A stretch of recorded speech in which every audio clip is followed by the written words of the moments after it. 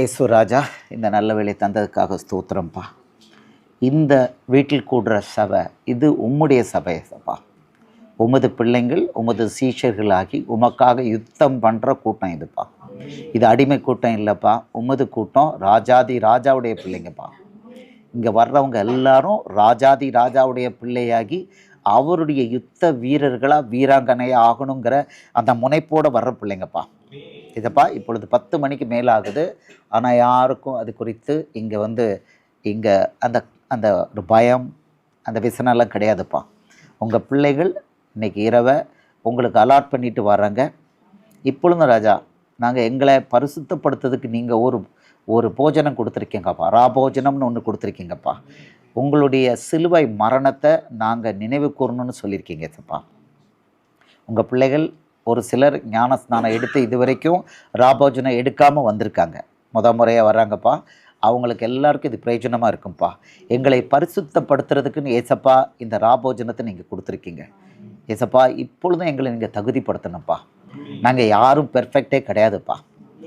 யாரும் பெர்ஃபெக்ட் கிடையாதுப்பா ஏசப்பா. யாரும் பெர்ஃபெக்டாக இருக்க முடியாதுன்னு எங்களுக்கு தெரியும்ப்பா.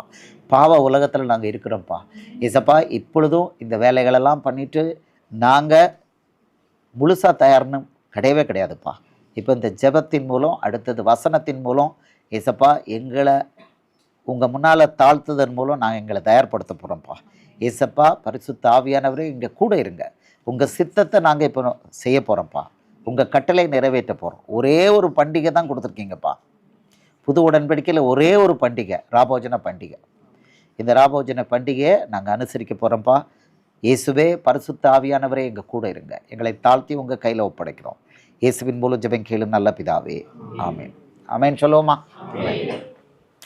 ராபோஜனம் ரொம்ப ரொம்ப இந்த ராபோஜனங்கிறது ரொம்ப ரொம்ப முக்கியமானது. இயேசுவோட பிள்ளை வாழ்க்கையில் ரொம்ப ரொம்ப முக்கியமானது. இதை ஏசப்பா கொடுத்துருக்கிற ஒரே பண்டிகை. அவர் பஸ்கா பண்டிகை அன்னைக்கு என்ன பண்ணார்னா இந்த ராபோஜனத்தை கொடுத்தார். பஸ்கா பண்டிகை கேன்சல் பண்ணிவிட்டு இந்த ராபோஜனத்தை கொடுத்துருக்கிறார். ஆமேன்னு சொல்லுவோமா? பஸ்கா பண்டிகைங்கிறது இஸ்ரவேலர் எகிப்திலிருந்து மீட்டு கொண்டு வர்றதுக்கு முந்தின நாள் அந்த பண்டிகையை அனுசரிக்க வச்சார். இதை காலங்காலமாக நினைவு கூறணும்னு இஸ்ரவேலருக்கு அவர் கட்டளை போட்டுட்டார்.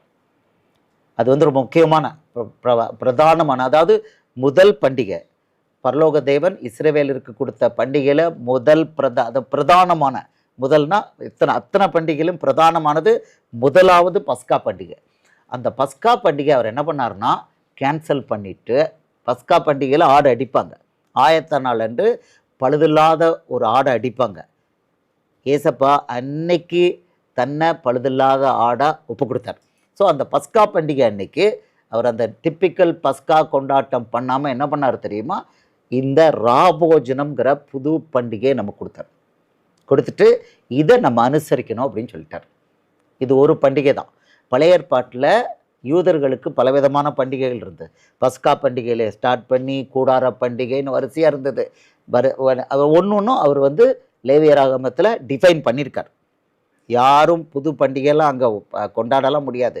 எல்லாமே டிஃபைன்டு லேவியராகமத்தில் அவர் கொடுத்துருக்கிறார். அதில் பண்டிகை எது, ரெண்டாவது பண்டிகை எது அப்படின்னு சொல்லி அந்த பண்டிகைகளை அவங்க ஆசரிக்கணும். ஆசரித்தால் மட்டும்தான் இஸ்ரவேலருக்கு ஆசீர்வாதம். அதில் இந்த பஸ்கா பண்டிகை ஆசரிக்கலைன்னா அவங்களுக்கு ஆசீர்வாதமே கிடையாது. அப்படி ஒரு கட்டளை அது. ஆமாம். அப்போது அந்த பண்டிகைகள் எல்லாத்தையும் என்ன பண்ணினார்னா கேன்சல் பண்ணிட்டார். புது உடன்படிக்கையில் எல்லாத்தையும் கேன்சல் பண்ணிட்டார். கேன்சல் பண்ணிவிட்டு ஒரே ஒரு பண்டிகை மட்டும்தான் இதை கடைபிடிங்கன்னு சொல்லியிருக்காரு. பஸ்கா பண்டிகை அன்னைக்கு, அந்த ஆயத்த நாள் அன்னைக்கு அவங்க பிரதானமாக கொண்டாடுற அந்த நாளில் இந்த ராபோஜனம்னு ஒன்று கொடுத்து இதை நம்மளை அனுசரிக்க சொல்லிட்டார். ஸோ புது உடன்படிக்கையில் யூதர்களுக்கும் சரி புறஜாதிகளுக்கும் சரி ஒரே ஒரு பண்டிகை தான், ராபோஜன பண்டிகை. இந்த பண்டிகையாக எடுக்கலாம். இது ஒன்று தான். ஸோ நமக்கு என்னெல்லாம் கிடையாது. இந்த கிறிஸ்மஸ் உண்டா? கிடையாது. அது யார் கொடுத்தது? மனுஷன் கொடுத்தது, தேவன் கொடுக்கல. நியூ இயர் உண்டா? கிடையாது. ஈஸ்டர் உண்டா? கிடையாது. குட் ஃப்ரைடே உண்டா? கிடையாது. அந்த ஆல் சோல்ஸ் டே, லெஸ் சோல்ஸ் டே இதெல்லாம் வச்சுப்பாங்க. அதெல்லாம் உண்டா? கிடையாது. எதுவும் கிடையாது.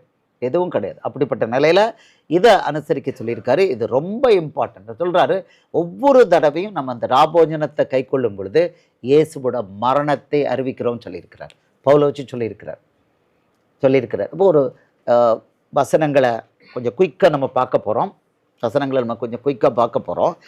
அவரை சொல்லியிருக்கிறாரு, என் மாம்சத்தை புசித்து என் இரத்தத்தை பானம் பண்ணுகிறவன் என்னில் நிலைத்திருக்கிறான், நானும் அவனில் நிலைத்திருக்கிறேன் அப்படின்னு சொல்லியிருக்கிறார். யோவான் 6வது அதிகாரத்திலேருந்து நம்ம எடுப்போம். அதுக்கு பிறகு நம்ம லூக்கா 19வது அதிகாரத்திலேருந்து அந்த ராபோஜன பண்டிகைக்குள்ள வசனங்களை பார்ப்போம். யோவான் 6வது அதிகாரம் 53லேருந்து நம்ம எடுப்போம்.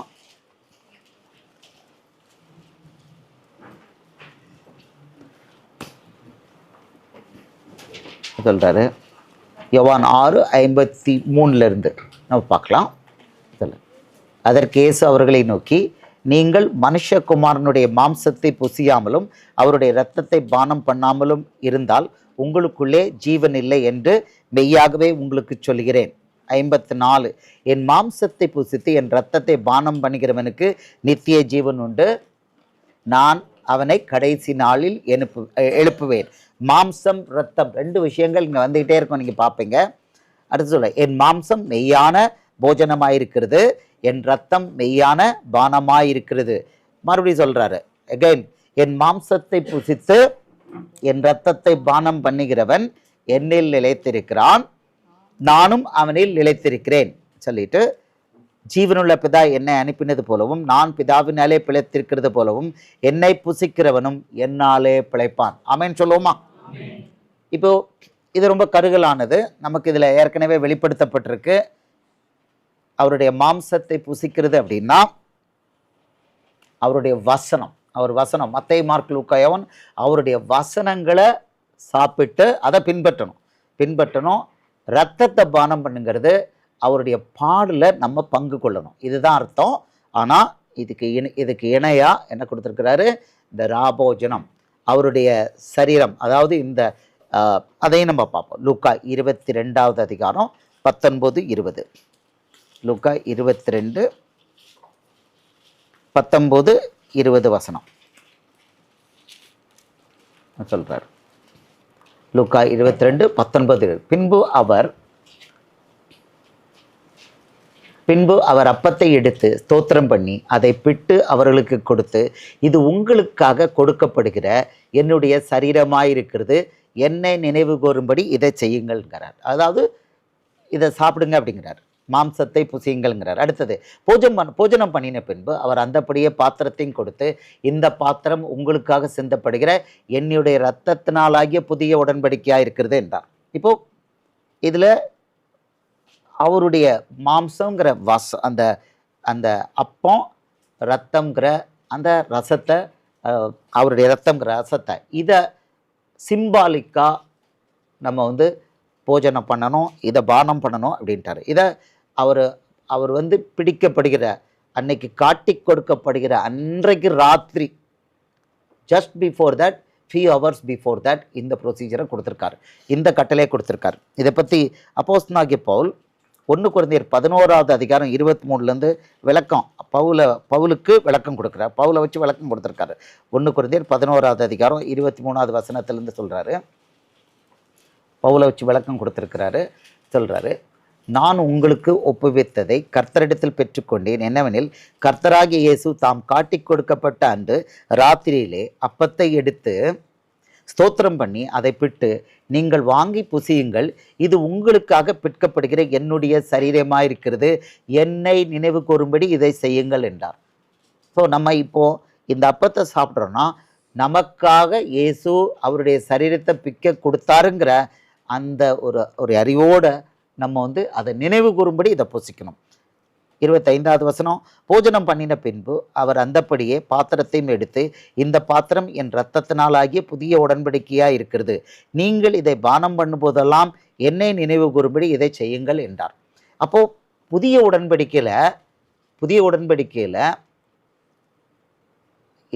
உடன்படிக்கைனால என்னன்னா இயேசுவுடைய ரத்தம் தான். ரத்தம்னா என்ன? உயிர். ரத்தம் தான் ஜீவன். நிறைய வசனங்கள் இருக்குது, ரத்தம் தான் ஜீவன். அப்போது புதிய உடன்படிக்கையில் இயேசுவோட ஜீவன் தான் நமக்கு சாசனம். அந்த உடன்படிக்கை நம்மளோடு பண்ணியிருக்க உடன்படிக்கை இயேசுவுடைய ரத்தம்ங்கிற அவருடைய உயிர் தான் புதிய உடன்படிக்கை. பழைய ஏற்பாட்டில் எப்படி உடன்படிக்கை பண்ணாரு? ஆபிரகாமோடு வார்த்தையினால உடன்படிக்கை பண்ணார். ஆபிரகாமோடு, ஈசாக்கோடு, யாக்கோபோடு வார்த்தையினால உடன்படிக்கை பண்ணார். புதிய உடன்படிக்கை வார்த்தையினால அல்ல, புதிய உடன்படிக்கை இயேசுடைய ரத்தத்தினால பண்ணப்பட்ட உடன்படிக்கை. கைவைத்திய அல்லையிலேயே சொல்லுவோமா? நம்ம ரொம்ப கொடுத்து வச்சவங்க. இது சாதாரண. அவர் சொல்றாரு, இது ரத்தத்தினாலாகிய புதிய உடன்படிக்கை. அழகா சொல்றாரு. ஆமா, நீங்கள் அது சொல்றாரு, இந்த பாத்திரம் என் ரத்தத்தினாலாகிய புதிய உடன்படிக்கையா இருக்கிறது. இதை சொல்லியிருக்கிறார். அப்போ நம்ம இதை நினைவு கூறும்படி இதை செய்யுங்கள் இருக்கிறாரு. அடுத்த வசனம் பார்க்கும்போது அடுத்த வசனம், ஆகையால் நீங்கள் இந்த அப்பத்தை புசித்து இந்த பாத்திரத்தில் பானம் பண்ணும் போதெல்லாம் கர்த்தர் வருமளவும் அவருடைய மரணத்தை தெரிவிக்கிறீர்கள். எது நல்ல கவனமா பாருங்க. கர்த்தர் வருமளவும் என்ன பண்றோமா? அவருடைய மரணத்தை தெரிவிக்கிறீர்கள். முரளி, அவருடைய மரணத்தை தெரிவிக்கிறீர்கள். கர்த்தர் வர்ற அளவும் அவருடைய மரணத்தை தெரிவிக்கிறோம். இதோட சிக்னிஃபிகன்ஸ் நமக்கு தெரியணும். இதோட சிக்னிஃபிகன்ஸ், இயேசு தன்னுடைய சரீரத்தை நமக்காக பிக்கிறதுக்கு ஒப்பு கொடுத்தார்.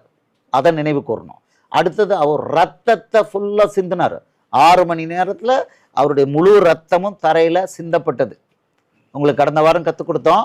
ஒருத்தன் கொலை பண்ணினா அவர் என்ன கட்டளை போட்டிருக்காருன்னா, ஒருத்தன் கொலை பண்ணினானா கொலை பண்ணினவனுடைய ரத்தம் பூமியில் சிந்தப்படணும். அப்பந்தான் பாவ விமர்சனம்.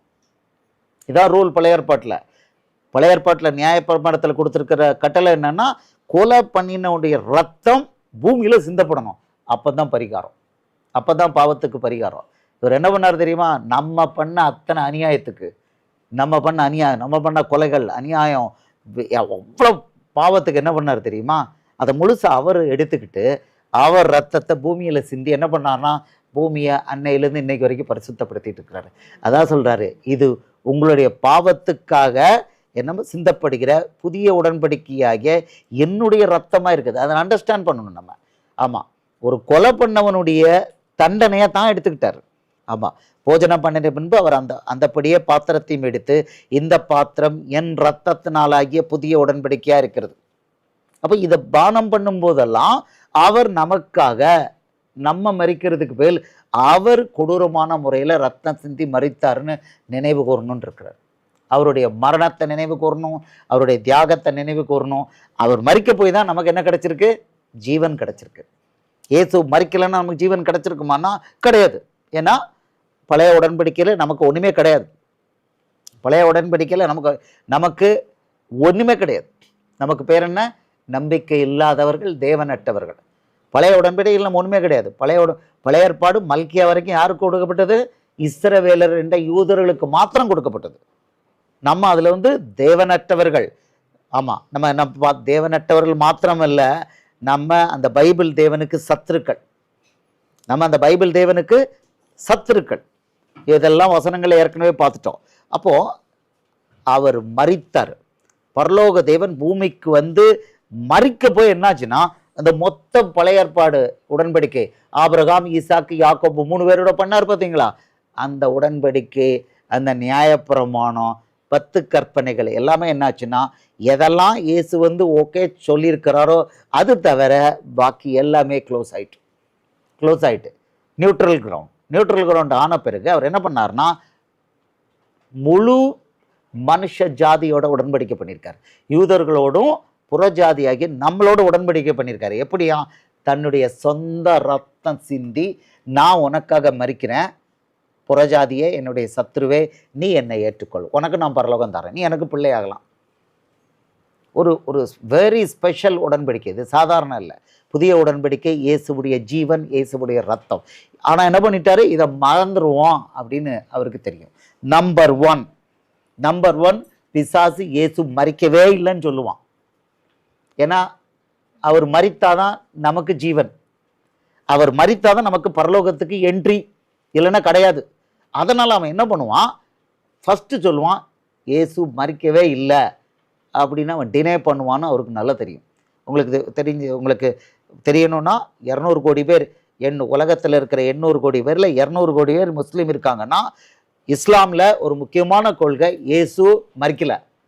அவர் அவங்களுடைய அல்லாஹ் அப்படியே உயிரோடு மேலே எடுத்துக்கிட்டார். இப்படி தான் இயேசுவுக்கு தெரியும்.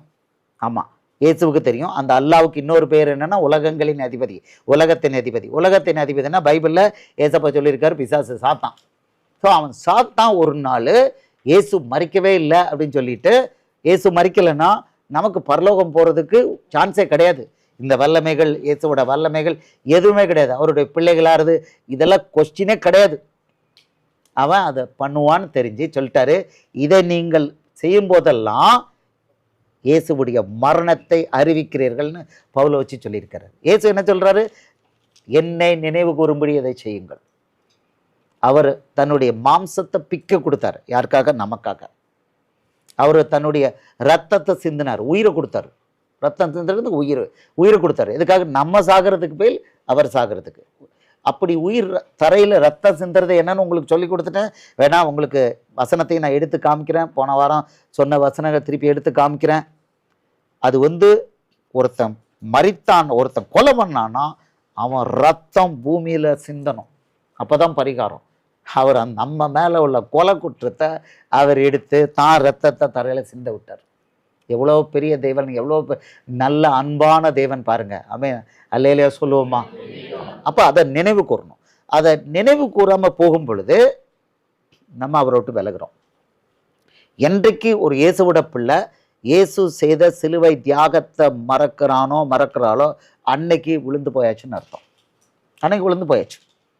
விழுந்து போகிறதோட ஃபஸ்ட்டு ஒரு இயேசுவோட பிள்ளை விழுந்து போகிறதோட ஃபஸ்ட்டு ஸ்டேஜ் என்னன்னா, இயேசு நமக்காக சிலுவையில் செய்த தியாகத்தை மறந்து போகிறது தான் ஃபஸ்ட்டு.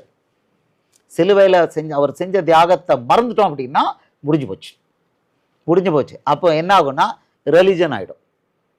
இயேசு சிலுவை நமக்காக செய்த அந்த தியாகத்தை மறக்கும்போது இந்த பைபிள் கிறிஸ்தவம் ஒரு சமயம், ஒரு ரிலிஜன் ஆகிடும். ரிலிஜன் ஆகிட்டுனா அதில் சடங்குகள்லாம் ஃபஸ்ட்டு வந்துடும். எல்லா சடங்குகள் வைக்கிறது, கொண்டை போடுறது, இந்த மாதிரி போடுறது, ஆம்பளை கோட்டு போடுறது, அப்புறம் டயத்துக்கு வர்றது, நிறைய புல்பீட்டு, நிறைய கோமாளிகள் தனம் எல்லாம் வந்துடும். 4 ட்ரெஸ் போடுறது, எல்லா கோமாளித்தனமும் வந்துடும். ரிலிஜன் பாரம்பரியம் வந்துடும். என்றைக்கு இயேசுவோட சிலுவை மரணம் அந்த தியாகம் என்னைக்கு மட்டுப்படுத்தப்படுதோ அன்னைக்கு பாக்கி எல்லாம் மேலே வந்துடும். மனுஷன் மேலே நின்றுவான். மனுஷன் தான் முதல்ல பிரதானமாக நிற்பான். அடுத்தது அவன் கொண்டு வருவான், பாரம்பரியத்தை கொண்டுருவான். பாரம்பரியத்தை கொண்டு வந்தால் தான் தேவனுடைய வசனத்தை அவமாக்க முடியும். அவர் அழகாக சொல்லிட்டார். மார்க் 7வது அதிகாரம் 8-13 சொல்லிட்டார். பாரம்பரியத்தை கொண்டுட்டியா, தேவ வசனத்தை அவமாக்கிட்ட, கட்டளை அவமாக்கிட்டேன்ட்டார். அவ்வளோதான். ஸோ இதனால தான் இது கொடுத்துருக்கார். இதை ஒரு இயேசுவோட பிள்ளை அனுதினமும் மட்டுமல்ல, ஒவ்வொரு நிமிடமும் இயேசு எனக்காக உயிரை கொடுத்தார், எனக்காக ஜீவனை. சாதாரணமான முறையில் இல்லை, கொடூரமான முறையில். ஒரு கொலை பண்ணனுடைய தண்டனை அனுபவிச்சிருக்கிறார். ஒரு கொலை செய்தவனுடைய தண்டனையை அனுபவிச்சிருக்கிறார். அவர் ஏதாவது தப்பு பண்ணாரா? ஒன்றுமே பண்ணல. அப்போது இது வாரத்துக்கு ஒருக்க, மாதத்துக்கு ஒருக்க கிடையாது. இது கடைபிடிக்கிறது நம்ம பீரியாடிக்கல அடிக்கடி கடைபிடிக்கணும். ஆனால் இயேசு நமக்காக செய்த தியாகத்தை ஒவ்வொரு நிமிஷமும் நினைவு கூறணும். அப்படின்னா நம்ம கீழே விழமாட்டோம், நம்ம மற்றவங்களை குழியிலேருந்து வெளியில் கொண்டு வருவோம். ஸோ நம்ம சீஷர்கள், நம்ம அவ்வளவும் சீஷர்கள். யாருமே இங்கே அடிமை கிடையாது, இங்கே யாரும் அடிமை கிடையாது. ஸோ நமக்கு கிளியராக ஒரு பாடம் தெரியணும். இயேசு சிலுவையில் எனக்காக மரித்தார் அப்படிங்கிற அந்த ஒரு ரியலைசேஷன், அந்த ஒரு ஓரியன்டேஷன், அந்த ஒரு நன்றி கூறுதல் ஒவ்வொரு நிமிடமும் நமக்கு இருக்கணும். அப்போ தான் நம்ம நிலைநிற்க முடியும். நம்ம நின்னாதான் அடுத்தவன் என்ன பண்ண முடியும்? குழியிலிருந்து தூக்க முடியும். ஆமென் சொல்லுவோமா? ஸோ இப்போது இதை கொஞ்சம் நேரம் ஆனாலும் இதை நான் சொல்ல ஆசைப்பட்டேன். இப்போ இதை எடுக்கும் பொழுது பவுலை வச்சு சொல்கிறாரு, இந்த ராபோஜனை எடுக்கிறதுக்கு முன்னால் நம்ம எப்படி இருக்கணுமா, நாமே தகுதிப்படுத்தணும். யாரும் நம்மளை தகுதிப்படுத்துறதில்ல, நம்மை நாமே தகுதிப்படுத்தணும். பாவத்தோட அசால்ட்டாக கேஷுவலாக அதை எடுக்கக்கூடாது. இயேசுவுடைய சரீரம், இயேசுவுடைய ரத்தம் வந்து சாதாரணமாக சும்மா அப்படி ப்ரொசீஜராக அந்த மாதிரி கிடையாது. ரொம்ப அசால்ட்டாக எடுக்கக்கூடாது. ஒவ்வொருத்தரும் கனெக்ட் ஆகணும், அவரோட பாவங்களை அறிக்கப்படணும், பாவங்களை அறிக்கப்படணும். அடுத்தது நம்மக்கிட்ட நியாயப்பிரமாணம் ஏதாவது இருக்கா அப்படிங்கிறத பார்க்கணும். நம்மகிட்ட பாவம் இருக்கா? பொருளாசை பாவம், வேசித்தன பாவம். பாவம் இல்லாமல் மனுஷன் இருக்க மாட்டான். எது இருந்தாலும் என்ன பண்ணணும்? இங்கே அறிக்கை பண்ணி ஒப்புரவாகணும். யாரு கூடயாவது கசப்பு இருந்தால் ஒப்புரவாகணும். மனசளவில் இங்கே ஒப்புரவாயிடணும், மன்னிப்பு கேட்டுடணும். ஏன்னா இயேசு பெரிய பாவம்னு காமிச்சிருக்கிறது எதை காமிச்சிருக்காரு தெரியுமா? கசப்பு. மத்தேயு 18வது அதிகாரம் 23லேருந்து 35 சொல்கிறாரு. கசப்பு இருந்ததுன்னா அது சொல்கிறாரு 34வது வசனத்தில், உபாதிக்கிறவங்கள்ட்ட ஒப்பு கொடுத்துருவாங்கிறார். தண்டனையே சொல்கிறார், உபாதிக்கிறவன்ட்டு ஒப்பு கொடுத்துருவாங்கிறார். ஆமாம், கசப்பை வந்து ஒரு பெரிய ஒரு பாவமாக புதிய உடன்படிக்கையில் கொண்டிருக்கார். பழைய ஏற்பாட்டில் அது கிடையாது. பழைய ஏற்பாட்டில் கிடையாது. புதிய உடன்படிக்கையில் அவரை சிலுவையில் அறைஞ்ச உடனே என்ன சொன்னார்? பிதாவே இவர்களுக்கு மன்னியும், தாங்கள் செய்கிறது என்னவென்று அறியாமல் செய்கிறாள்னு அவர் மன்னிச்சார். நமக்கு லூக்கா 6:27 கட்டளை போட்டார். எனக்கு செவி கொடுக்குற உங்களுக்கு சொல்லுகிறேன், உங்கள் சத்துருக்களை சிநேகியுங்கள். இது வந்து சத்துருக்களை மன்னிக்கலை. யார் மேலேயாவது நம்ம கசப்பு இருக்குது அப்படின்னா நம்ம பெரிய பாவத்தில் இருக்கிறோம்னு அர்த்தம். ஸோ இந்த நேரத்தில் நம்ம இந்த ராபோஜனை, இந்த இயேசுவோட சரீரத்தை, அவருடைய இரத்தத்தை சரீரத்தை சாப்பிட்டு இரத்தத்தை பானம் பண்ணுறதுக்கு முன்னால் நம்ம என்ன பண்ணணும்? கசப்பு யார் மேலே இது இருக்கா உடனே என்ன பண்ணணும்? மன்னிக்கணும். இருதயத்தில் கிளியராக ஒப்புரவாயிடணும். ஆமாம், பாவங்களை அறிக்கை பண்ணிடணும். அடுத்த நியாயப்பிரமாணம் தான் இயேசுவை கொண்டுச்சு. பழைய ஏற்பாட்டு நியாயப்பிரமாணம் தான் இயேசுவை கொண்டுச்சு. என்கிட்ட ஏதாவது நியாயப்பிரமாணம் இருக்கா? நியாயப்பிரமாணம் வந்து பாவம். பழைய ஏற்பாட்டு நியாயப்பிரமாணத்தை பின்பற்றினா அது இயேசுவுக்கு பண்ணுற மிகப்பெரிய துரோகம். ஏன்னா நியாயப்பிரமாணம் தான் யோவான் 19வது அதிகாரம் 7வது வசனம் சொல்கிறாங்க, எங்களுக்கு ஒரு நியாயப்பிரமாணம் உண்டு, எவன் ஒருவன் தன்னை தேவனுடைய குமாரன் என்று சொல்கிறானோ அவன் அந்த நியாயப்பிரமாணத்தின்படி சாக வேண்டும். இதான் கட்டளை. அதை வச்சு தான் ஃபைனலாக இயேசுவை கொலை பண்ணாங்க. இது இயேசுவை கொலை பண்ணுறதுக்கு ஒரே சார்ஜ் இதுதான், இந்த நியாயப்பிரமாணம். இவங்க சொன்ன போலி நியாயப்பிரமாணம் தான். நியாயப்பிரமாணத்தை காமிச்சு தான் இயேசுவை கொலை பண்ணாங்க. நியாயப்பிரமாணத்தை இயேசு சிலுவையில் என்ன பண்ணிட்டாரு? க்ளோஸ் பண்ணிட்டார், அபாலிஷ் பண்ணிட்டார். எபேசியர் 2:14-15 பவுலை வச்சு தெளிவாக சொல்லிட்டார். அபாலிஷ் பண்ணிட்டு புதுசாக ஏசப்பா சொல்கிறாரு. மத்தேயு 5:17 சொல்கிறார், ஃபுல்ஃபில் பண்ணுங்கிறார். அதில் உள்ள எல்லா தீர்க்க தரிசனங்களை நிறைவேற்றி அதை க்ளோஸ் பண்ணி தன்னுடைய புதிய கட்டளைகளை 10 கற்பனைகள் முதற்கொண்டு புதிய கட்டளைகள் மத்தேயு 5:6-7 கொடுத்துருக்கதை என்ன பண்ணிட்டார்? எஸ்டாப்ளிஷ் பண்ணிட்டார். ஏசு அதுக்கு தான் வந்தார். புதிய வேதத்தை கொடுக்கறதுக்கு வந்தார். புதிய 10 கற்பனைகளை கொடுக்க வந்தார். இதுதான் பழைய ஏற்பாட்டு தீர்க்க தரிசனம். உபாகமம் 18:19 நம்ம அடிக்கடி பார்த்துருக்குறோம். பழைய ஏற்பாட்டில் உள்ள மிகப்பெரிய தீர்க்க தரிசனம் என்ன? மேசியா வருவார், புது வேதத்தை கொடுப்பார். அவர் அதை செஞ்சார். அப்போ பழைய வேதத்தின் புது வேதத்தை பின்பற்றினா ரெண்டையும் பின்பற்ற முயற்சி பண்ண என்ன ஆகுன்னு இருக்காரு? கிழிஞ்சு போயிடுன்னு இருக்கிறார். புதுசையும் பழசையும் சேர்த்தா என்ன? கிழிஞ்சு போயிடுன்ட்டார். அப்போ புதுசையும் பழசையும் நான் சேர்த்து பழைய ஏற்பாட்டையும் புதிய ஏற்பாட்டையும் சேர்த்து நான் கடைபிடிப்பேன் அப்படின்னு சொன்னால் அது இயேசுவுக்கு விரோதமான, தேவனுக்கு விரோதமான, பரலோகத்துக்கு விரோதமான மிகப்பெரிய பாவம். இப்போ இந்த நேரத்தில் நம்மகிட்ட நியாயப்பிரமாணம் ஏதாவது இருக்குன்னா அதையும் நம்ம என்ன பண்ணணும்? ஏசப்பா, நான் நியாயப்பிரமாணத்தை பின்பற்ற மாட்டேன். அடிமைத்தனம் பண்ணுறது நியாயப்பிரமாணம் பண்ணக்கூடாது. இப்போ மேய்ப்பன்கிற முறையில் நான் வந்து யாரையும் அடிமைத்தனம் பண்ணக்கூடாது, கவனமாக இருக்கணும். ஆமாம், நாரோனின் புத்திரர் இதெல்லாம் கிடையாது. இங்கே மேய்ப்பனுக்கு ஒரு சில ப்ரிவிலேஜ் கொடுத்துருக்கிறாரு. அடிமைத்தனம் பண்ணக்கூடாது. ஏன்னா யார்? ஒவ்வொரு பிள்ளையும் யார்? யோவான் 1:12 படி தேவாதி தேவன் இயேசுவோட பிள்ளைங்க, ராஜகுமாரன் ராஜகுமாரத்தி. 1 பேதுரு 2:9 பார்க்குறோம். ராஜரீக ஆசாரிய கூட்டம், ராஜாவுடைய பிள்ளை, பிரதான ஆசாரியனுடைய பிள்ளை. இது பழைய ஏற்பாட்டில் கிடையாது, சான்ஸே கிடையாது. பழைய ஏற்பாட்டில் இப்படி ஒரு பொசிஷன் கிடையவே கிடையாது. யாருக்கும் அந்த ப்ரிவிலேஜ் கிடையாது. நான் பிரதான ஆசிரியன் கிடையாது. ஒரு ராஜா ட்ரை பண்ணான், உசியா, உடனே அங்கேயே அடிச்சிட்டாரு, அவன் குஷ்டரோகியானா. இப்போ ஒவ்வொருத்தரும் அன்னைக்கு உசியா ராஜா செய்ய முடியாததை நம்ம பண்ணுறோம். ராஜாவுடைய பிள்ளை, பிரதான ஆசாரியனுடைய பிள்ளை 2 வேலை நம்ம பண்ணுறோம். இவ்வளோ பெரிய ப்ரிவிலேஜ். அப்படிங்கும்போது ஒவ்வொரு பிள்ளையும் என்ன பண்ணணும்னா, மேய்ப்பன் வந்து அவர் கொடுத்துருக்காரு. யோவான் 21 அதிகாரம் 15லேருந்து 17 சொல்கிறாரு, என் ஆடுகளை ஆட்டுக்குட்டிகளுக்கு தீவனம் கொடுப்பாயாக, என் ஆடுகளை மேய்ப்பாயாக, என் ஆட்டுக்குட்டிகளை மேய்ப்பாயாக. மேய்க்கணும். என்ன பண்ணிடக்கூடாது? அடிமைத்தனம் பண்ணிடக்கூடாது. ஆடை அடிச்சிடக்கூடாது. ஆடுகள் காசுக்காக 10% 20% கொடுங்க, கட்டடத்தில் இதெல்லாம் பண்ணணும், கேமராலாம் வாங்கணும், கொடுங்க. ஆடுகள் அதுக்கு கிடையவே கிடையாது. அப்பா தான் பிள்ளைகளுக்கு கொடுக்கணும். மேய்ப்பன் வந்து அப்பா தான் பிள்ளைகளுக்கு கொடுக்கணுமே தவிர பிள்ளைகளை அப்பாவுக்கு கொடுக்கணுங்கிறது பேபி வயசான காலத்தில் 80-90 அது கோல் பிடிச்சிட்டு போகும்போது பிள்ளைகளை அப்பாவுக்கு தோல் கொடுக்கணும். அப்பா நல்லா ஓடிக்கிட்டு இருக்கும் பொழுது என்ன பண்ணணும்? பிள்ளைக்கு தான் பார்க்கணும், கொடுக்கணும். ஆமென் சொல்லுவோமா? எங்கேயாவது அப்பா பிள்ளைய அடித்து சாப்பிட்றது எங்கேயாவது இருக்கா? பிள்ளைகளுக்கு கல்யாணம் முடிஞ்சாலும் அப்பா தான் பிள்ளைகளுக்கு கொடுத்துக்கிட்டே இருக்காங்க நிறையா. அதுதான் அப்பாவுடைய இறுதியம். அதுதான் அப்பாவுடைய இறுதியம். அப்படிதான் கொடுக்கணும். பிள்ளை பிறந்ததுலேருந்து அப்பாவுக்கு சாப்பாடு போட்டுக்கிட்டே இருக்கணும், அப்படி அப்பாவுக்கு தோல் கொடுத்துக்கிட்டே இருக்கணும், அப்பாவுக்கு வீடு வாங்கி கொடுத்துட்டே இருக்கணும். உலகத்தில் இல்லாதது ஒன்று. அதை பின்பற்றினா அது நியாயப்பிரமாணம். அது நியாயப்பிரமாணம் இல்லை, அது பேய் பிரமாணம். அது நியாயப்பிரமாணம் இல்லை, அது பேய் பிரமாணம். ஓகே, அப்பா தான் பிள்ளைகளுக்கு கொடுக்கணும். மேய்ப்பன் வந்து அப்பா மாதிரி அவர் சொல்லியிருக்காரு. அதுதான் யோவான் 15, யோவான் 21 15-17, யோவான் 21 15-17 தெளிவாக கொடுத்துருக்காரு.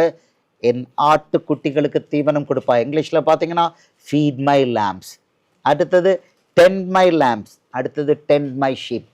ஆட்டுக்குட்டிகளுக்கு தீவனம், ஆட்டுக்குட்டிகளை மேய்க்கணும், ஆடுகளை மேய்க்கணும். ஆடுகளுக்கும் தீவனம். இங்கிலீஷில் அது 3 விதமாக கொடுத்துருக்கிறார். இதை பண்ணணுமே தவிர அடிமை பண்ணிடக்கூடாது. ஆமாம், இப்போ ஒருத்தருக்கும் ரூல் இருக்குது. அப்போது இந்த ராபோஜனம் பண்ணுறதை வச்சு கூட பிள்ளைகளை என்ன பண்ணிடக்கூடாது? அடிமைத்தனம் பண்ணிடக்கூடாது. நான் தான் ராபோஜனம். நோ, எல்லோரும் வீட்டில் எடுக்கலாம். ராபோஜனம் எல்லோரும் வீட்டில் எடுக்கலாம். இது வந்து இப்படி தான் இல்லை. வீட்டில் நீங்கள் 4 பேர் இருந்தால் எடுக்கலாம், வீட்டில் கூடுற சபையில் எடுக்கலாம். உங்கள் வீட்டில் 4 பேர் இருந்தால், 2 பேர் இருந்தால், 3 பேர் இருந்தால் எடுக்கலாம். இது வந்து வீட்டில் தான் எடுக்கணும்.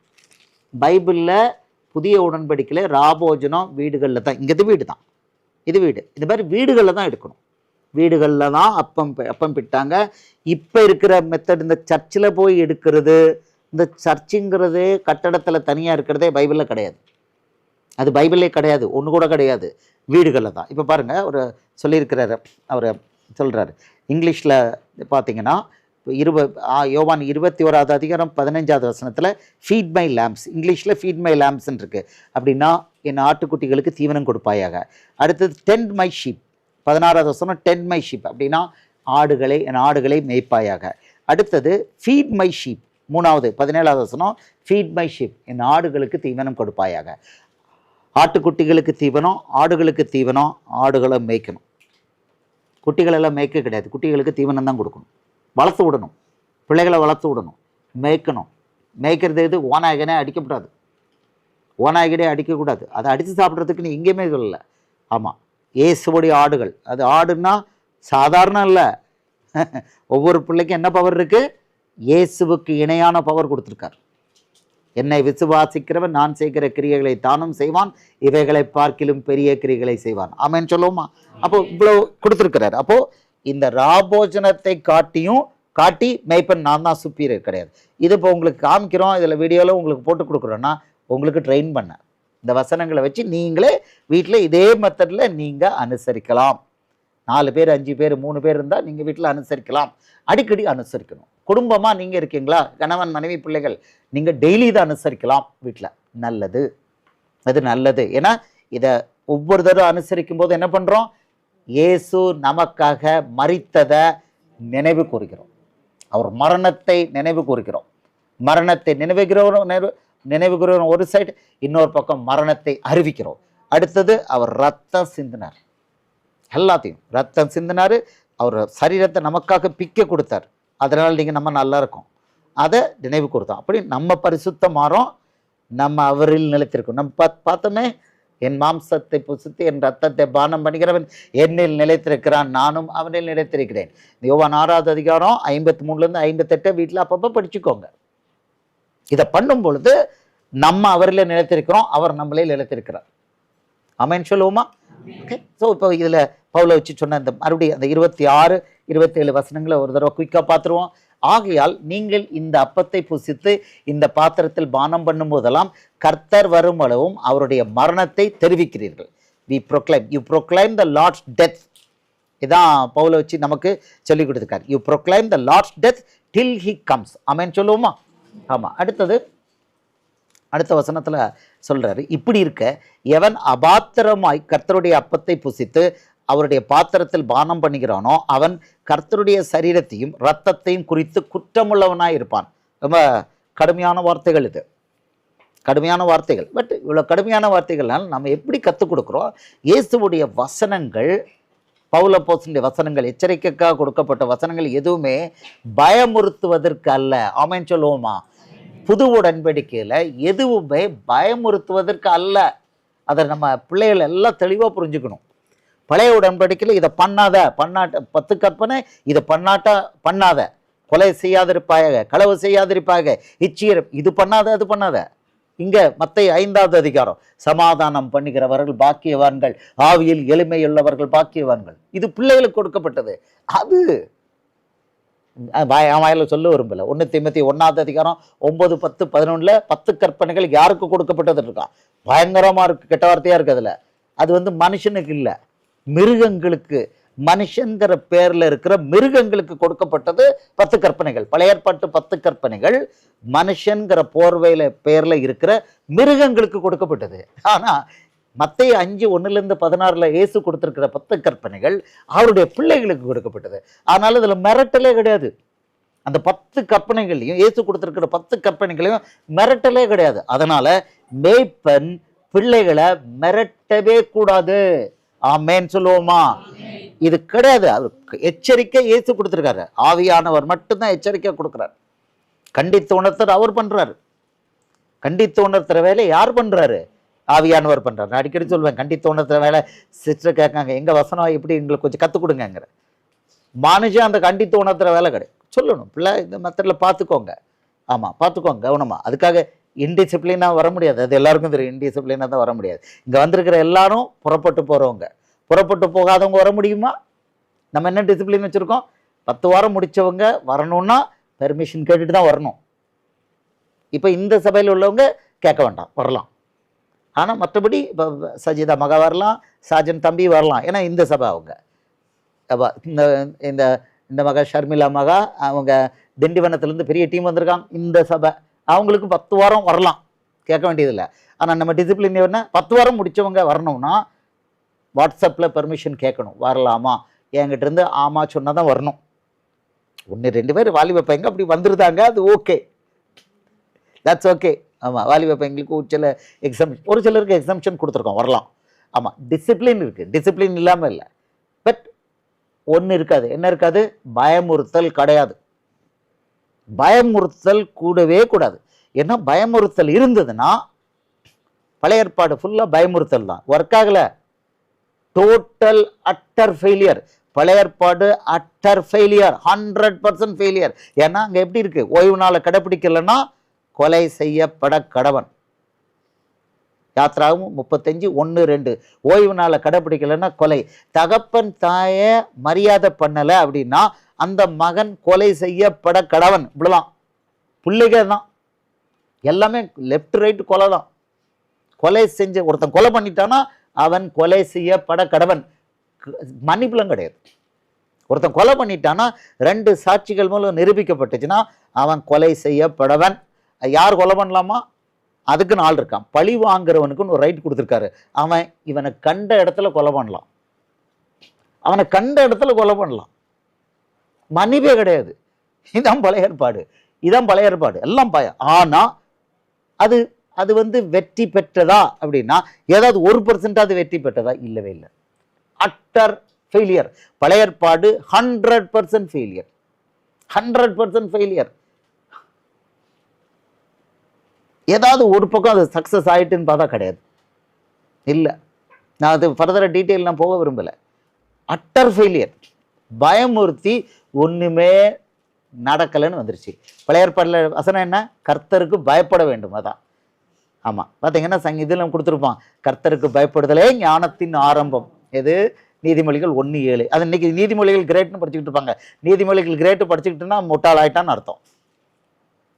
ஏன்னா அங்கே இருக்கு, நியாயப்பிரமாணம் இருக்கு. கர்த்தருக்கு பயப்படுறதில்லை. இங்கே அவர் அப்பா, அங்கே பழைய ஏற்பாட்டில் அப்பா கிடையாது.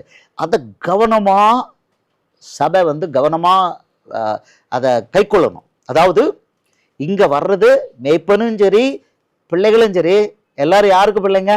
பரலோக தேவனுக்கு பிள்ளைங்க. ராஜகுமாரர்கள் ராஜகுமாரத்திகள். ராஜகுமார்னா ராஜகுமாரத்திக்கு என்ன பண்ணக்கூடாது? பயம். ஏன் பயமுறுத்தக்கூடாது சொல்லுங்க? ஏன்னா பிள்ளை யுத்தம் பண்ணணும். அங்கே ஆண்களுக்கு மட்டும்தான் அந்த அந்த இது வேலை. இங்கே ஆண்களுக்கு மேய்ப்பன், ஆனால் யுத்தம் பண்ணுறது பெண்களுக்கும் கொடுத்துருக்கிறார். வார்ஃபேர், யுத்தம், ஆவிக்குரிய யுத்தம். பிள்ளைக்கு வந்து கைட் பண்ணி என்கரேஜ் பண்ணி யுத்தம். யுத்தம் யாருக்கு எதிர? மனுஷனுக்கு எதிர. பழைய ஏற்பாட்டில். இங்கே மனுஷனுக்கு எதிர இல்லை. யுத்தம் யாருக்கு எதிர? பிசாசுக்கு எதிரான யுத்தம் கொடுத்துருக்காரு. பிசாசுக்கு எதிராக யுத்தம் பண்ணுங்கன்னு பவர் கொடுத்துருக்காரு, பொறுப்பு கொடுத்துருக்காரு. அப்போ அந்த பிள்ளைய வந்து பயமுறுத்தி அந்த பொறுப்பை நீங்கள் செய்ய வைக்கவே முடியாது. அந்த பிள்ளைய ஃபஸ்ட்டு கனெக்ட் பண்ணணும், இயேசுவோட கனெக்ட் பண்ணணும். இயேசுவோட கனெக்ட் பண்ணி விட்டுட்டு இந்த வசனம் படுங்க. நீங்கள் இயேசுவை நேசிச்சிங்கன்னா என்ன பண்ணணும்? யோவான் 14:15, நீங்கள் என்னில் அன்பா இருந்தால் என் கற்பனைகளை கை கொள்ளுங்கள். அழகா சொல்லி கொடுத்துட்டார். நம்ம வேற தனியாக நம்ம ஒன்றும் பைபிள் போட வேண்டியதில்லை. யோவான் 14:23 சொல்லிட்டாரு. இயேசு அவனுக்கு பிரதியுத்தரமாக, ஒருவன் என்னில் அன்பா இருந்தால் அவன் என் வசனத்தை கை கொள்வான், என் பிதா அவனில் அன்பா இருப்பார், நாங்கள் அவனிடத்தில் வந்து அவனோட வாசம் பண்ணுவோம். 24 யோவான் 14:24 சொல்லிட்டாரு, என்னில் அன்பா இராதவன் என் வசனங்களை கை கொள்ள மாட்டான். இப்ப என்ன இங்க எதை பத்தி பேசுறாரு? அங்க கர்த்தருக்கு பயப்பட வேண்டும், இங்க இயேசுவை நேசிக்க வேண்டும். தேவன் இயேசுதான் தேவன். அவரை நேசிக்கணும். அவரை நேசிக்கணும்னா அப்பாவா நேசிக்கணும். அவர் சர்வ வல்ல தேவன். ஆனா என்ன பண்ணிட்டாரு? அவர் அப்பான்னு ஆக்கிட்டார். பழைய ஏற்பாட்டில் ஒரு ஆளுக்கு அது கிடையாது, ப்ரிவிலேஜ் யாருக்குமே கிடையாது. அப்போ சபை வந்து அவருக்கு பயபக்தியா இருக்கணும். ஆனால் அதே நேரத்தில் அந்த பயபக்தி என்ன லெவலுக்கு போயிடக்கூடாது? பயம்ங்கிற லெவலுக்கு போகக்கூடாது. பயம் வந்து என்ன பண்ணுதுன்னா, அவர் அந்த அந்த அந்த பிள்ளைகிட்ட இருந்து அப்பா கிட்ட பிள்ளைகிட்ட இருந்து சில பிள்ளைக்கு அப்பா கிட்ட இருந்து சில எதிர்பார்ப்புக்கிட்டு இருக்கு, அப்பா கிட்ட இருந்து பிள்ளைகிட்ட சில எதிர்பார்ப்புகள் நிறைவேறாது.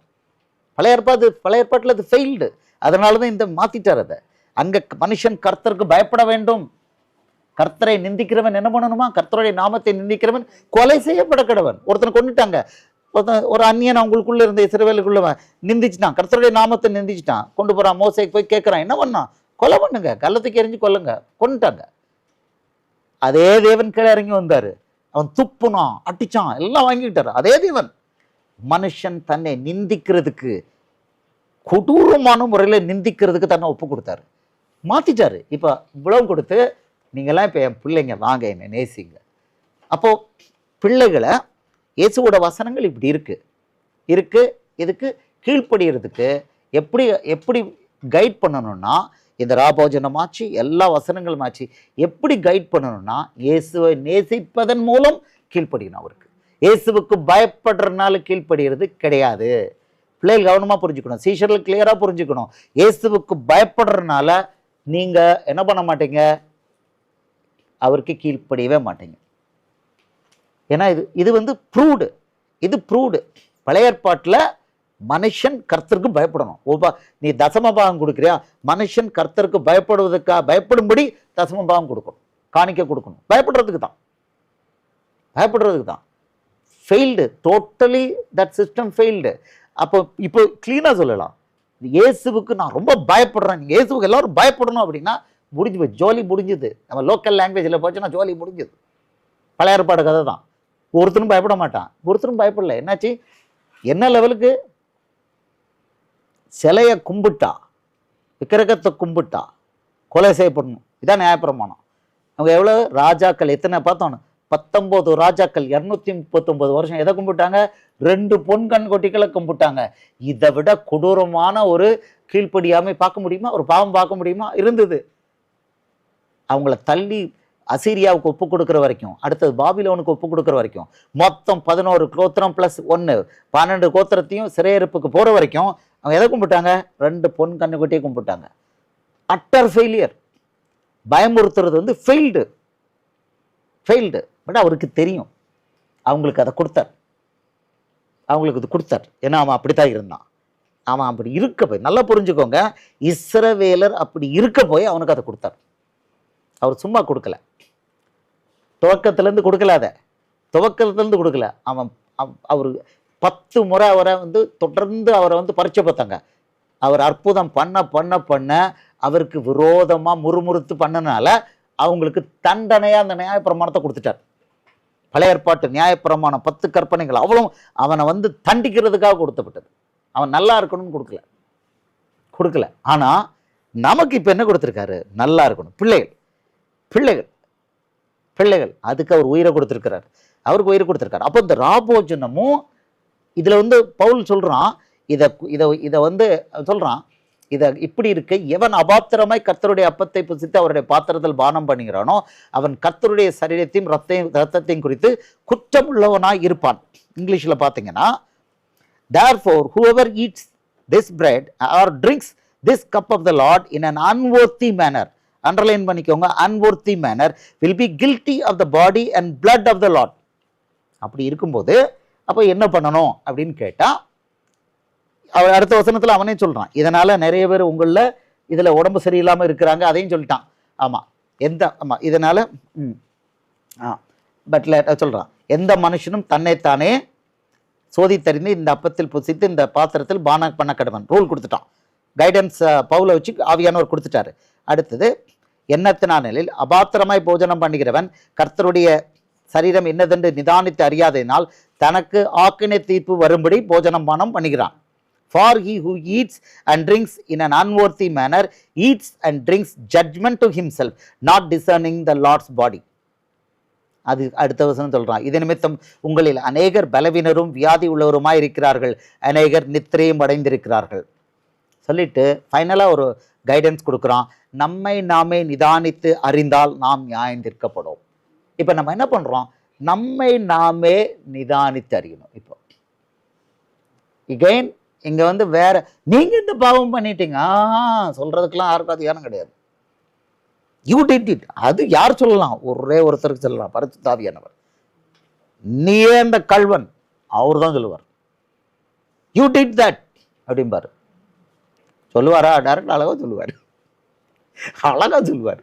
சொல்லுவார். ஆமாம், அவர் கண்டித்துணர்த்துறது அவர். சபை என்னன்னா, மேய்ப்பன் சபையோட வேலைன்னா எல்லாரையும் அவங்களே நிதானிக்கணும். ஏன்னா பிள்ளை, அவர் அப்பா ராஜாதி ராஜா பரலோக தேவன், இங்கே இருக்கிறது ஒவ்வொரு பிள்ளைய அப்பாவும் நல்லா கனெக்ட் ஆகுங்க. அது சொல்கிறாரு, பாவங்களை அறிக்கை பண்ண என்னாச்சு? கம்ப்ளீட்டாக 1 யோவான் 1ஆவது அதிகாரம் 7-9 பார்த்தீங்கன்னா, எல்லா அக்கிரமத்தையும் நீக்கிறதுக்கு அவர் உண்மையுள்ளவராக இருக்கிறார். எல்லா பாவத்தை அக்கிரமத்தை மன்னிக்கிறார். இது பண்ணணும், மனம் திரும்பணும். ஸோ இந்த நம்மை நாமே நிதானிக்கிறது என்னென்னா, நம்ம என்ன பண்ணுறோம்? அவர்கிட்ட நம்மளே அறிக்கை பண்ணி, அதுக்கு ஒரு 2-3 மினிட்ஸ் நம்ம டைம் எடுத்து நம்ம அறிக்கை பண்ணிவிட்டு இந்த அப்பத்தையும் ரசத்தையும் எடுத்தோம்னா இட் இஸ் ஸ்ட்ரென்த். அது அவருக்குள்ளே நம்ம இருப்போம், அவர் நமக்குள்ளே இருப்பார், நம்ம அவருக்குள்ளே இருப்போம். ஆமேன்னு சொல்லுவோமா? ரொம்ப பவர்ஃபுல் இது. அப்போ இது ப்ரிவிலேஜ், பிள்ளைகளுக்கு மட்டும் கொடுக்கப்பட்ட ப்ரிவிலேஜ். இதை எடுக்கும் பொழுது நம்ம பொதுவாக ஒரு கன்வென்ஷன் வச்சுருக்கோம், தண்ணீரில் மூழ்கி ஞானஸ்தானம் எடுத்தவங்க மட்டும்தான் எடுக்கணும். ஏன்னா அவருடைய பிள்ளைங்கள் அவங்க தான். அதாவது விசுவாசிகள் அப்படின்னா அவங்க தான். இயேசுவுக்கு விசுவாசிகள், சர்ச்சுக்கெல்லாம் விசுவாசிகள் கிடையாது, இயேசுவுக்கு விசுவாசிகள். ஞானஸ்தானம் மார்க்கு 16:16 விசுவாசித்து ஞானஸ்தானம் பெறுகிறவன் ரட்சிக்கப்படுவான், விசுவாசியாதவனோ ஆக்கணைக்குள்ளாக தீர்க்கப்படுவான். ஸோ விசுவாசி யாருன்னா ஞானஸ்தானம் எடுத்தவன். ஞானஸ்தானம் எடுக்கும்போது நமக்குள்ளே இயேசு வந்திருந்தார், பரிசுத்த ஆவியானவர் வந்திருந்தார். ஸோ இது விசுவாசிக்கு மட்டும்தான். ஓகே, அதனால் தண்ணியில் முங்கி ஞானஸ்தானம் எடுத்தவங்களுக்கு மட்டும்தான் இது. ஓகே, இப்போ நமக்கு தெரிஞ்சிருச்சு இந்த ராபோஜனம் அப்படிங்கிறதுடைய அர்த்தம் என்ன அப்படின்னு தெரியுது. இன்னும் ஒரு தடவை லாஸ்ட்டாக உங்களுக்கு இதோட ஃபைனல் இது என்ன காமிச்சு கொடுத்துருத யோவான் 6ஆவது அதிகாரம். மறுபடியும் ஒரு தடவை யோவான் 6:53 அவங்க துவக்கத்தில் பார்த்தோம். இப்போ குயிக்காக அந்த வசனங்களை திருப்பி ஒரு தடவை பார்க்கும் பொழுது நமக்கு நல்ல ஒரு ஓரியன்டேஷன் கிடைக்கும். சொல்கிறாரு, அதற்கு இயேசு அவர்களை நோக்கி, நீங்கள் மனுஷகுமாரனுடைய மாம்சத்தை புசியாமலும், இப்போ உங்களுக்கு புரிஞ்சிருச்சு, இந்த அப்பந்தான் அவருடைய இரத்தத்தை பானம் பண்ணாமலும் இருந்தால் உங்களுக்குள்ளே ஜீவன் இல்லை என்று மெய்யாகவே மெய்யாக உங்களுக்கு சொல்கிறேன். அப்போ நமக்குள்ள ஜீவன் இதில் கிடைக்குது. ஆமாம், மனுஷகுமாரனுடைய மாம்சம்னா வசனம், இங்கே சிம்பாலிக்கா அப்பம், ரைட்? ஜீவனே இல்லை அப்படிங்கிறாரு. அடுத்தது சொல்கிறாரு, மறுபடியும் சொல்கிறாரு, என் மாம்சத்தை புசித்து என் ரத்தத்தை பானம் பண்ணிக்கிறவனுக்கு நித்திய ஜீவன் உண்டு, நான் அவனை கடைசி நாளில் எழுப்புவேன். இங்கே அடுத்தது என்ன மேட்டர் கொடுக்குறாரு? இங்கே அங்கே ஜீவன்கிறாரு, இங்கே என்னவா? நித்திய ஜீவன். ரெண்டாவது நித்திய ஜீவன். அடுத்தது, என் மாம்சம் மெய்யான போஜனமாக இருக்கிறது. இது சிம்பாலிக். உண்மையான மாம்சம் மத்தேயு, மார்க்கு, லூக்கா, யோவான், இயேசுவோட வசனம். என் ரத்தம் மெய்யான பானமாக இருக்கிறது. அவருக்காக பாடுபடுறதான் அந்த ரத்தம். இங்கே சிம்பாலிக்காக அதை நம்ம குடிக்கிறோம். ஏசப்பா, நீங்கள் பாடுபடுறது போல உங்களுக்காக நான் பாடுபடுறதுக்கு ரெடி. அதுதான் இந்த ரசத்தை குடிக்கிறதோட அர்த்தம். ஓகே, ஆமாம். என் மாம்சத்தை புசித்து என் ரத்தத்தை பானம் பண்ணிக்கிறவன் என்னிலே நிலைத்திருக்கிறான், நானும் அவனிலே நிலைத்திருக்கிறேன். ஆமேன் சொல்லுவோமா? தயவு செய்து புரிஞ்சுக்கோங்க, இது சிம்பாலிக். ஆக்சுவல் என்னது? இது இயேசுடைய சிலுவை மரணத்தை நினைவு கூறுகிறோம். நமக்காக மரித்தார், ரத்தம் சிந்துறா நினைவு கூறுகிறோம், அவர் தியாகத்தை நினைவு கூறுகிறோம். But the other part of it என்னன்னா, இயேசுவோட மாம்சங்கிறது அவருடைய வசனம், மத்தேயு, மார்க்கு, லூக்கா வசனம், அதை புசிக்கணும். ரத்தங்கிறது அவர் பாடுபட்டது போல நம்மளும் பாடுபடுறதுக்கு ரெடிங்கணும். அவர் சொல்றாரு, அது பாடுபடணும் அவருக்காக. இது புது உடன்படிக்கையில் இருக்குது. எந்த பலியும் உப்பினால் உப்பிடப்படுவது போல எந்த மனுஷனும் அக்கினியினால் உப்பிடப்படுவான். அது அவருடைய பங்கு. பழைய ஏற்பாட்டில் அது கிடையாது. இங்கே இது மேண்டேட்டட். எல்லாருக்கும் அது உண்டு, எல்லாருக்கும் உண்டு. அதை இன்னும் ஃபர்தராக டீட்டெயிலாக போக விரும்பல. அது மேண்டேட்டட். ஒவ்வொருத்தரும் இயேசுவுக்காக பரலோக ராஜ்யம், அதாவது இயேசுங்கிற ஒருத்தருக்காக, சர்ச்சைக்காக எல்லாம் கிடையாது, இயேசுங்கிற ஒருத்தருக்காக அவமானப்படணும், பாடுபடணும். இது யாருடைய பங்கு? இயேசுவுக்கிட்ட நமக்கு கிடைக்க தரப்பட்டுள்ள பங்கு, பிள்ளைக்கு அப்பாவிடம் கொடுக்கப்பட்ட பங்கு. ஆமாம், சொல்ற, என் மாம்சத்தை புசித்து என் ரத்தத்தை பானம் பண்ணிக்கிறவன் என் நிலை நிலைத்திருக்கிறான், நானும் அவன் நிலை நிலைத்திருக்கிறேன். அப்போ இயேசுவுக்கிட்ட நிலைத்திருக்கணும்னா பாடுபடலை, இயேசுவோட வசனம் படிக்கலை, அதை பின்பற்றலை, அவருக்காக பாடுபடலை, அவமானப்படலை அப்படின்னா யாரில் நிலைத்திருக்கல? நம்ம இயேசுவில் நிலைத்திருக்கல. இயேசுவில் நிலைத்திருக்கணும்னா இது அவசியம். இது ரிமைண்டர், சிம்பாலிக். பட் ஆக்சுவல் இதுதான். ஓகே, அவர் சொல்கிறாரு, அனுப்புகிறேன் அப்படிங்கிறார். ஜீவனுள்ள ஓகே 57வது வசனம், ஜீவனுள்ள பிதா என்னை அனுப்பினது போலவும் நான் பிதாவினால் பிழைத்திருக்கிறது போலவும் என்னை புசிக்கிறவனும் என்னாலே பிழைப்பான். பிழைக்கிறத பற்றி பேசுகிறாரு, ஜீவனை பற்றி பேசுகிறாரு, நித்திய ஜீவனை பற்றி பேசுகிறாரு. இங்கே பிழைக்கிறத பற்றி பேசுகிறாரு. பிழைப்பான், கேரண்டீட். ஆமேன்னு சொல்லுவோமா? என்ன ஒரு ப்ராமிஸ் பாருங்க, என்னை புசிக்கிறவனும் என்னாலே பிழைப்பான். என்னை புசிக்கிறவன் என்னாலே பிழைப்பான். இங்கிலீஷ்லையும் படிச்சுக்கோங்க.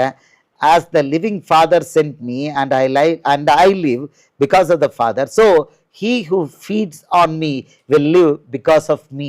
யப்பா, ஆமென் சொல்லுவோமா? என்ன பவர்ஃபுல்! நம்ம பிழைத்திருக்கிறதுக்கு ஒரு பவர்ஃபுல்லான ஒரு மெக்கானிசம் கொடுத்துருக்கிறாரு. ஆமாம், இதை மட்டும் இல்லை, இப்போ கட்டட சபையில் இதை மட்டும் எடுத்துக்கிட்டாங்க. இந்த சிம்பாலிக்கான ராபோஜனத்தை பற்றி மட்டும் எடுத்துக்கிட்டாங்க. இதை நினைவு கூறுங்கடி பண்ணுறோம். பட் ஆக்சுவலாக என்னென்னா, இதில் அவர் பேசியிருக்கிறது பூரம் அவருடைய வசனத்தை சாப்பிடணும், அவருடைய பாடுகளில் பங்கு பெறணும். ஆட்டோமேட்டிக்காக அது வந்துடும். அதெல்லாம் அவாய்டே பண்ண முடியாது. கரெக்டாக அந்த லெவலுக்கு வந்தோன்னே அதை கொடுத்துருவார். யாருக்கும் எக்ஸம்ஷன் கிடையாது. ஆம்பளைகளுக்கு எக்ஸம்ஷன் கிடையவே கிடையாது. பெண்கள் ஆண்களோடு சேர்த்து அந்த பாடுகளை அனுபவிச்சுட்டு போகணும். இப்போ நான் பாடு அனுபவிக்கிறேன்னா என் மனைவி ஒரே சரீரம் தானே, கூட வர்றாங்க. ஆமாம், அது ஒருத்தருக்கு லெவலில் அது இருக்கும். அது இருந்தால் மட்டும்தான் இயேசுவில் நிலைத்திருக்க முடியும். பாடு இல்லை, அப்படி இயேசுவுக்காக பாடு இல்லை, அவமானம் இல்லைன்னா கிறிஸ்தவன் இல்லை. அவன் கிறிஸ்தவன் இல்லை, சீஷன் இல்லை, டூப்ளிகேட். ஸ்ட்ரென்த்தே இருக்காது. அப்போ பாடு வருதுன்னா ஓகே வெரி குட். பிள்ளையை நிலைத்திருக்க பண்ணுறதுக்கு அவர் கொடுக்குறார். என்னில் நிலைத்திருக்கிறான், தெளிவாக சொல்லிட்டார். நான் பிழைத்திருக்கிறது போல அவனும் பிழைப்பான். எங்கே யோவான் 14:19 சொல்கிறாரு, இங்கே சொல்லியிருக்கிறாரு, ரொம்ப அழகாக கொடுக்குறாரு. ஜீவனுள்ள பிதா என்னை அனுப்பினது போலவும் நான் பிதாவினால் பிழைத்திருக்கிறது போலவும் என்னை புசிக்கிறவனும் என்னாலே பிழைப்பான். இதை கொஞ்சம் ரிவர்ஸில் போட்டு பாருங்க. ஜீவனுள்ள பிதா அவரை அனுப்புனாரு, நான் பிதாவினால் பிழைச்சிருக்கிறேன், நான் உங்களை அனுப்புகிறேன். அதனால் இங்கே என்ன புசிச்சிங்கன்னா என்னாலே பிழைப்பீங்க. ரொம்ப அசால்ட்டாக ஒரு பெரிய வாக்குத்தத்தத்தை கொடுத்துருக்காரு. 2 கரங்களை வைத்து ஆமேன்னு சொல்லுவோமா? ஆமேன். இப்போ இந்த ரியலைசேஷனோட நம்பர் 1, அவர் நமக்காக தன்னுடைய சரீரத்தை பிக்க கொடுத்தாரு. அவர் சரீரத்தை இப்போ நம்ம சாப்பிட்றோம். அவர் நமக்காக முழு ரத்தத்தை சிந்தினார். உயிரை கொடுத்துருக்காரு. அதான் உயிர், ரத்தம் தான் உயிர். அதை நம்ம அந்த ரசத்தை சாப்பிடும்போது, ஏசப்பா உங்கள் உயிரை கொடுத்து எங்களோட உடன்படிக்கை பண்ணிக்கோங்க, நன்றியோடு நினைவு கூறுகிறோம். இதை பண்ணுவோம். ரைட்டு, பண்ணலாமா? இதை நம்மளை தயார்படுத்துறதுக்கு என்ன பண்ணுறோம்? நம்மளை அப்படியே இருந்த இடத்துல நம்ம என்ன பண்ணுவோம்? ஒரு 2 நிமிஷம் நம்மை நாமே நிதானிப்போம். அகைன், யாரையும் பயமுறுத்துறது இல்லை, கண்டித்து உணர்த்துறது ஆவியான ஒரு வேலை, மனுஷனோட வேலை கிடையாது. கைடன்ஸ் கொடுக்கலாம், ஆனால் கண்டித்து உணர்த்துற அவர் மட்டும்தான். ஆனால் என்ன பண்ணுறாரு? அப்பாவுக்கும் பிள்ளைக்கு இடையில என்ன பண்ணுறாரு? என்ன பண்ண வைக்கிறாரு? நிதானிக்க வைக்கிறாரு. ஏசப்பா, நான் இவ்வளோ நாள் செஞ்ச பாவங்கள் எல்லாத்தையும் இப்போ நான் சீர்தூக்கி பார்க்குறேன். அப்பாவுக்கும் பிள்ளைக்குள்ள இது அதை நம்ம பண்ணுவோம். இப்போது ஒரு 2 மினிட்ஸ் பண்ணுவோம். பண்ணிவிட்டு நம்ம இந்த அப்பம் ரசத்தை நம்ம இயேசுவை நினைவு கூறுவதுக்கு நம்ம சாப்பிடுவோம். Okay okay right. எல்லோரும் கண்களை மூடுவோம். முழங்கால் போடுறவங்க முழங்கால் போடலாம். முழங்கால் போடுறவங்க முழங்கால் போடலாம். ஏசப்பா, தேங்க்யூ ஏசப்பா. இடம் இருக்கா பார்த்துக்கோங்க. ஏன்னா இட பிரச்சனை இருக்குது.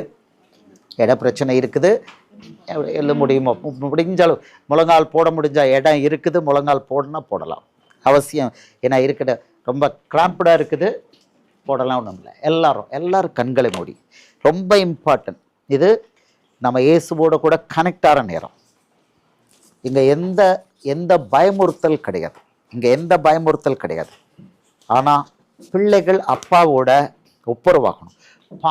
நமக்குள்ள பாவம் இருந்ததுன்னா நம்ம இயேசுவோட கூட கனெக்ட் ஆக முடியாது. நம்மளுடைய அப்பாவாகிய வானத்தை பூமியை படைத்த சர்வ வல்லவராகிய இயேசுவோட கூட கனெக்ட் பண்ண முடியாது.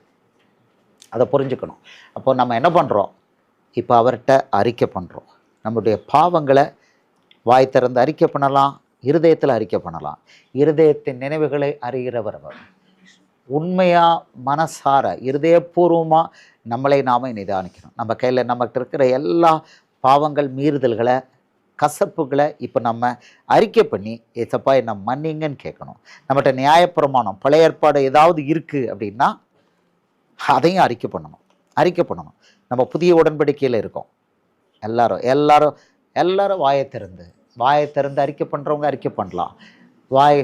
வாய்க்குள்ளே அறிக்கை பண்ணுறவங்க பண்ணலாம். ஏசப்பா, 5 அவயங்களில் நம்ம 5 அவயங்களால் செய்த பாவங்களை அறிக்கை பண்ணுமா? ஏசப்பா, அறிக்கை பண்ணுமா? ஏசுவே, ஏசப்பா,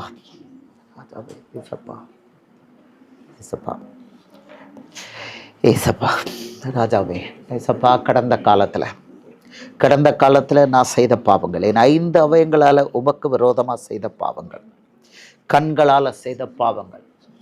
கண்ணு தான் ஏசப்பா எங்கள் சரீரத்துக்கு ஒளியாக கொடுத்துருக்கீங்க.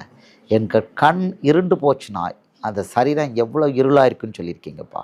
எங்கள் கண்களால் செய்த பாவங்களை, என் கண்களால் செய்த பாவங்களை ஏசப்பா நான் அறிக்கை பண்ணுறேன்.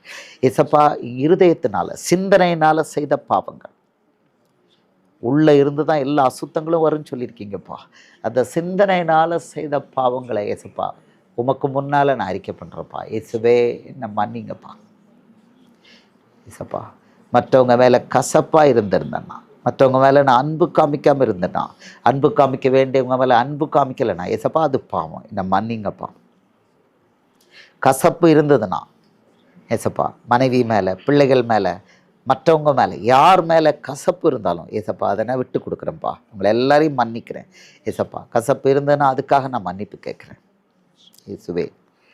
ஏசப்பா, வேறு என்ன பாவங்கள் இருந்தாலும் உமக்கு கீழ்ப்படியாமல் நீங்கள் சொல்ல கேட்காம எங்கேயாவது நான் போயிருந்தேன் நான் ஏசப்பா, அதுக்காக நான் மன்னிப்பு கேட்குறேன் ஏசப்பா. இயேசுவோட பிள்ளை அவருடைய சித்தப்படி மட்டும்தான் செய்யணும். அவர் போங்கிற இடத்துக்கு போகணும், போகக்கூடாதுங்கிற இடத்துக்கு கால் வைக்கக்கூடாது, புறப்படக்கூடாது. எங்கேயாவது நான் அப்படி போயிருந்தேன்னா ஏசப்பா, நீங்கள் சொல்லாத இடத்துக்கு நான் போயிருந்தேன்னா இந்த நேரத்தில் அதுக்காக நான் மன்னிப்பு கேட்குறேன் ஏசப்பா. உமது சித்தத்தை நான் கரெக்டாக பண்ணுவேன் ஏசப்பா. இயேசுவே, என் பாவங்களை மன்னிங்க. எனக்காக ஜீவனை கொடுத்தீங்கப்பா, எனக்காக ரத்தம் சிந்தி ஜீவனை கொடுத்தீங்கப்பா. நீங்கள் ஜீவனை கொடுக்கல அப்படின்னா ஏசப்பா, எங்கள் யாருக்குமே நம்பிக்கை இருக்காதுப்பா. இன்றைக்கி நம்பிக்கை இருக்குப்பா. பரலோகத்தில் உங்களோடு இருப்போம் ஒரு நாள். இந்த பூமியில் நாங்கள் ஏசப்பா உம்மை அனுபவித்து கொண்டிருக்கிறோம்ப்பா. பரிசுத்த ஆவியாகிய நீங்கள் எங்கள் கூட இருக்கிறீங்கப்பா ஏசப்பா. அதுக்கெல்லாம் நீங்கள் ஜீவனை கொடுத்து, உங்கள் ஜீவனை கொடுத்து, விலையாக கொடுத்து எங்களை விலைக்கு வாங்கியிருக்கீங்க ஏசப்பா. நன்றிப்பா, நன்றி. எல்லாரும் பாவங்களை நம்மளை அவர்கிட்ட அறிக்கை பண்ணிட்டோமா? ஏசப்பா எனக்கிட்ட ஏதாவது நியாயப்பிரமாணம், பொருளாசை, நியாயப்பிரமாணம் இருந்ததுன்னா அதுக்காக இப்போ நான் மன்னிப்பு கேட்குறேன் ஏசப்பா. அதுக்காக மன்னிப்பு கேட்குறேன் ஏசப்பா. இயேசுவே, இயேசுவே என்ன மன்னிங்க, இயேசுவே என்ன மன்னிங்க. இயேசுவின் நாமத்தில் இந்த அப்பத்தை மகளை இப்படி இதில் கை வைமா சுஷ்மிதா, இதில் கை வச்சு ஏசப்பா இதை ஏசப்பா இதை உங்கள் சரீரமாக உங்கள் ரத்தமாக நான் அபிஷேகம் பண்ண சொல்லு மகளை. நீ ஏசப்பாவுடைய மகன். ஏசப்பா இந்த அப்பத்தை உங்கள் சரீரமாக, இந்த ரசத்தை உங்கள் இதில் மேலேயும் கைவிமா, இதுலேயும் கைவி, அதில் அப்பத்தில் கை வச்சுக்கோ, அப்பத்தில் கை வச்சு. ஏசப்பா இந்த அப்பத்தை உங்கள் சரீரமாக, இந்த ரசத்தை உங்களுடைய ரத்தமாக நான் அபிஷேகம் பண்ணுறேன். இன்னொரு தடவை நல்லா சொல்லுமா. அப்பத்தை உங்கள் சரீரமாக இந்த ரசத்தை உங்க ரத்தமா அபிஷேகம் பண்றேன் இயேசுவே. இது உங்க சரீரம் இயேசுவே, இது உங்க ரத்தம், இது உங்க ரத்தம் இயேசுப்பா. நல்ல சத்தமா கொடுத்துற சொல்லுங்க. இயேசுவே இது உங்க சரீரம் இயேசுப்பா. இயேசுவே இது உங்க ரத்தம் இயேசுப்பா. இயேசுப்பா இதை நாங்க நினைவு கூறுறோம் இயேசுப்பா. ஆமென் இயேசுப்பா. எஸ், மகா அபிஷேகம் பண்ணிட்டாங்க. இப்போ நம்ம ஒரு பாடல் பாடிக்கிட்டு இருக்கும்போது இதை டிஸ்ட்ரிபியூட் பண்ணுங்கள். யார் யாரெல்லாம் ஞானஸ்தானம் எடுத்திருக்காங்களோ அவங்களுக்கு டிஸ்ட்ரிபியூட் பண்ணுங்கள். சிலுவை சுமந்த உருவம், சிந்தின ரத்தம் புரண்டோடியே, நதி போலவே பாய்கின்றதே, நம்பியே சுவண்டை வா, நம்பியே சுவண்டை வா. சிலுவை சுமந்த உருவம், சிந்தின ரத்தம் புரண்டோடியே, நதி போலவே பாய்கின்றதே, நம்பியே சுவண்டை வா, நம்பியே சுவண்டை வா. 6 மணி நேரம் சிலுவையில தொங்கினார், சிலுவையில் தொங்கினார். அது நமக்காக தொங்கினார்.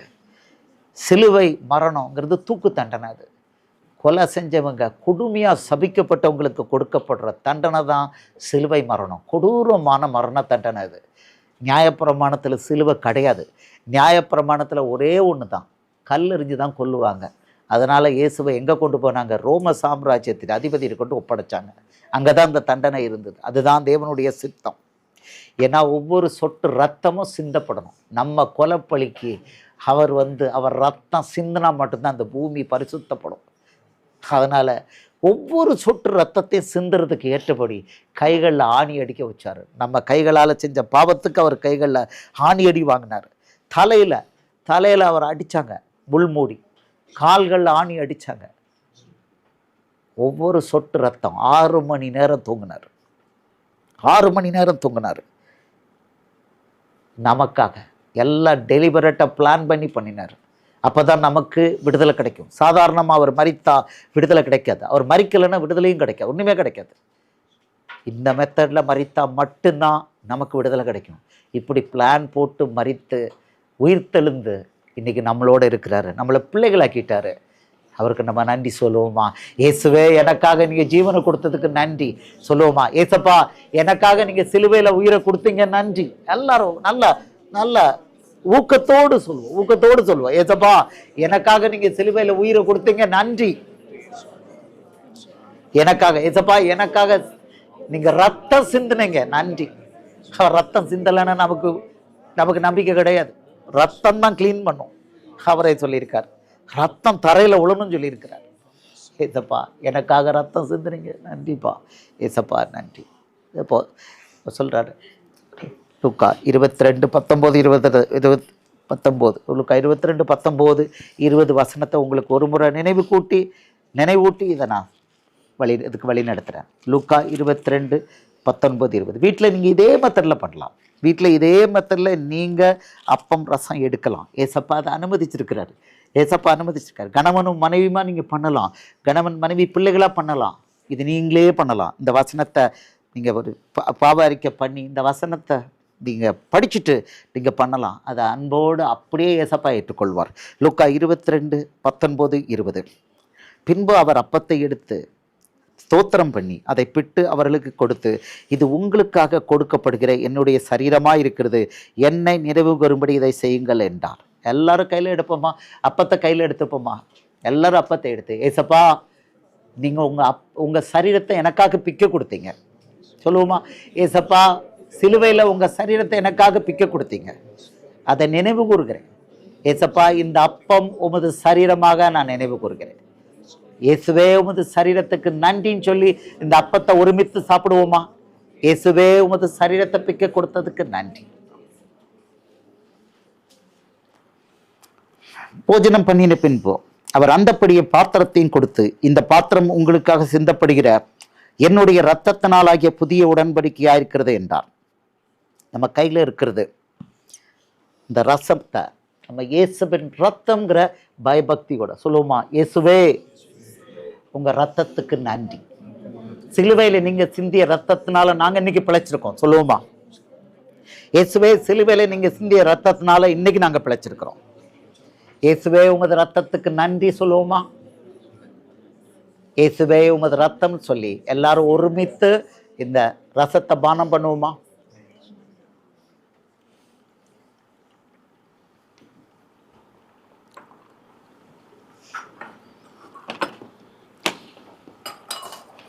என் மாம்சத்தை புசித்து என் ரத்தத்தை பானம் பண்ணுகிறவன் என்னில் நிலைத்திருக்கிறான், நானும் அவனில் நிலைத்திருக்கிறேன். ஏசப்பா இந்த வசனத்தை கொடுத்துருக்கீங்க, எங்களுக்கு இவ்வளோ பெரிய ஸ்லாக்கியத்தை கொடுத்து ஏசப்பா எங்களை பரிசுத்தப்படுத்துறதுக்கு ஜீவனுள்ள தேவனாகிய நீர் எங்களுக்காக மரித்து உயிர் தெழுந்ததை நினைவு கூறும்படி எங்களுக்கு இவ்வளோ பெரிய ஸ்லாக்கியத்தை கொடுத்துருக்கீங்கப்பா. இதற்காக நாங்களுக்கு நன்றி சொல்கிறோம்ப்பா. எங்கள் பாவங்களை க்ளீன் பண்ணி இப்போ எங்களுக்குள்ளே இப்போ நீங்கள் வந்திருக்கீங்கப்பா. ஒரு முறை கூட ஃபுல்லாக இப்போ எங்களுக்கு ஒரு அஷ்யூரன்ஸ்ப்பா, நாங்கள் உங்களில் நிலைத்திருக்கிறோம், நீங்கள் எங்களில் நிலைத்திருக்கிறீங்கப்பா. ஆமேன்னு சொல்லுவோமா. இயேசுவே இந்த ஸ்லாக்கியத்துக்கு நன்றி. இயேசுவின் மூலம் ஜெபம் கேளும் நல்ல பிதாவே. ஆமென்.